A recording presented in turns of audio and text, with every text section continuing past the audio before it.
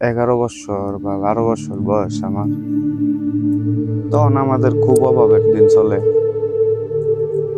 ওই তখন আমি একবার আমার আব্বাই কাজে দিল, পেটে ভাত খাই করলাম, গরু রাহি, উড়ান দারু দিই, এই সেই করি, অনেক কাজ কাম করি, বাড়ির সব কাজ করি।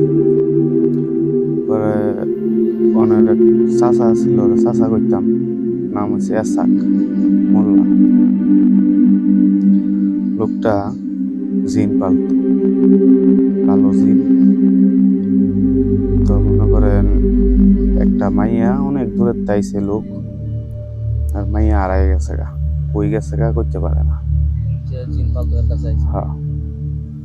পরে ওই কইলো যে ঠিক আছে, আপনারা মাগরিবের পরে আহেন।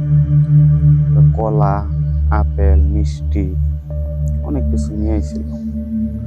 আবার পরে মাগরিবের আজান শেষ, পরে মনে করেন বইয়া এই আসর বহাইব, জিন ডাকবো। পরে এই বাড়ির সব যে আলো আছে, যত আলো আছে না, কোন আলো রাখতে পারবো না, সব বাতি বন্ধ, সব অন্ধকার, একেবারে গুটগুড়া অন্ধকার। ভাই বাড়ির ভিতরে ঢুকলেই ভয়ঙ্কর লাগে, এত ভয়ঙ্কর বাড়ি হয়ে গেছে গা। পরে সবাই মনে করেন কইছে, আমি অনেক জিদ করছি যে কাকা আজকে আমি বমুই, আপনারা কেমনে কি করেন আমি দেখবো। কয় তুই ভয় পাবি? আমি বলছি না, আমি ভয় পাইতাম না, আমি বমুই। পরে মনে করেন যে সবাই মিলে বইল, বর পরে কুলার মাঝে এতটি চাল নিছি, নিয়া মাটির ঘর, আগের পুরানো দিনের মাটির ঘর, মাটির ঘরের উপরে কাঠের ইয়া দেওয়া বিছনা, যে আমরা কি কই সাইনসিল কই, অনেকজন ইয়া কয় না, এগুলা কাঠের দেওয়া। এরপরে মনে করেন একটা ফাঁক আছে এতটুক, যাতে একটা মানুষ নামতে পারে, এতটুক একটা চেয়ার, সেই দামি চেয়ার, এই চেয়ার আসরের মধ্যে দামি একটা চেয়ার, সামনে একটা টেবিল, টেবিলের মাঝে কলা, আপেল, মিষ্টি সবকিছু রাখলো। রাখার পর আসরের সামনে টেবিলের মধ্যে রাখলো, মানে যে জায়গায় জিনটা যে চেয়ারে বসবো, চেয়ারের সামনে টেবিল, ওই জায়গায় মনে করেন সব রাখলো। রাখার পরে বাড়ির যে মেইন সুইচ আছে অফ করে দিল। বাইরে তাকায় দেখি সব কুড়কুড়া অন্ধকার। আমার তো ভয়ে শরীরের পশম হারাই গেল।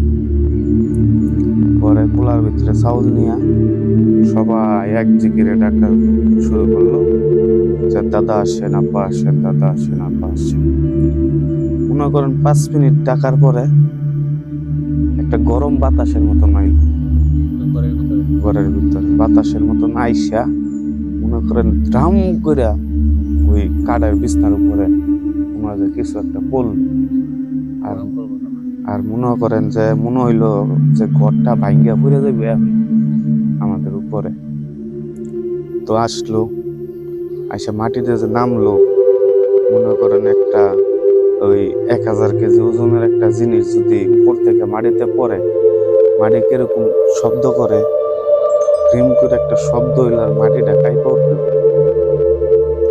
আমি ভয়ে মনে করেন আমার শরীরে পশম একদম হারায় গেছে।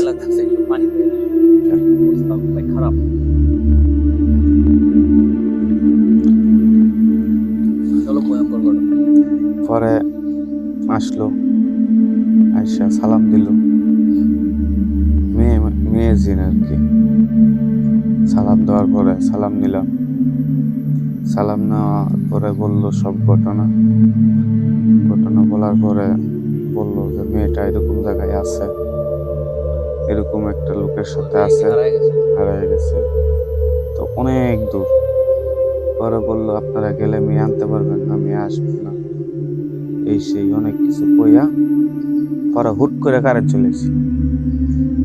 কেমন জানি একটা বাইরে মনে হয় একটা সুইচ অফ করে নাই, হুট করে কারেন্ট চলে আসছে। হালকা একটু আলো ওই ঘরটার ভিতরে, মানে ওই যে জ্বালানার ফাঁক টাক দিয়া তো আলো ঢুকছে। ঢোকার পরে সামনে তাকায় দেখলাম কিছুই নাই, উধাও হয়ে গেছে। পরে মনে করেন তাড়াতাড়ি করে বাতি বন্ধ করলো। বন্ধ করার পরে ওই লোক জিনটা আবার আসছে। আসার ফলে বললো, এসাক, তুমি যে ভুলটা করছো এই ভুলটা ক্ষমার যোগ্য না। এ জায়গায় অনেক মানুষ ছিল, যদি আমাকে দেখতো বা আমার কিছু হইতো বা ওনারা যদি ভয় পাইতো তাহলে তুমি কি করতা? পরে ওই লোকটা মনে করে অনেক হাত জোর কইরা, হাতে পায়ে ধইরা অনেকভাবে মাপ টাপ চাইয়া পরে মনে করেন ওনারে বিদায় দিছে। পরে বিদায় দেওয়ার পরে লাইটটা জ্বালাইলো। জ্বালানোর পরে দেখলাম টেবিলে যে কলা রাখছিল, আপেল রাখছিল, এগুলো নাই। আর যাওয়ার সময় বললো যে আমি কি এগুলো নিতে পারি? সবার কাছে অনুমতি নিয়ে একটা সালাম দিয়া মনে করেন যে চলে গেল। আবার ওই সেই একই শব্দ, যে শব্দটা হয়েছিল ওই শব্দ। পরে দেখলাম একটা ঠান্ডা বাতাস। পরে আর কোনো সমস্যা নেই। পরে মনে করেন এই সব কিছু ইয়া কইরা পরে ওই লোকগুলা চলে গেল। এই পর্যন্তই ছিলাম। আমার জীবনে এই একটাই ঘটনা। আমি এই একবারই মনে করেন সরাসরি জিনের আসরে